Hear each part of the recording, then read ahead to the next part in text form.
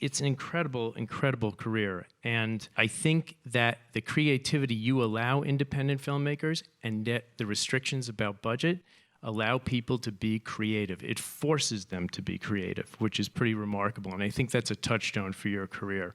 I also want to say, by way of introduction, your moniker, the way you're known, is the Pope of Pop Cinema.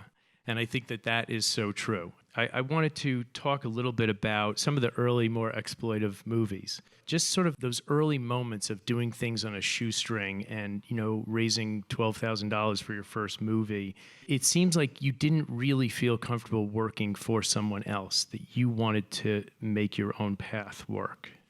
Well, at that time, Hollywood was more highly unionized than it is today, and it was very, very difficult to break in. And when I came back from Europe, I started writing spec scripts, and I finally sold one for $3,000, and I asked the producer if I could go along and work for him for nothing to learn what he was doing, and if I could get an associate producer credit, because I realized the importance of credits, and he said yes. So with the $3,000, I could set myself up as an independent producer, and I borrowed money from a number of the guys in my engineering class at Stanford and made the first picture for $12,000. And I chose a science fiction subject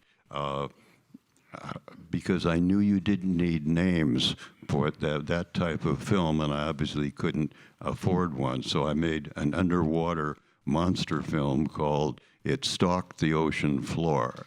And the Lippert Releasing, a small company, picked it up, and they thought my title was too arty, so they changed the title to Monster from the Ocean Floor, and it did very well.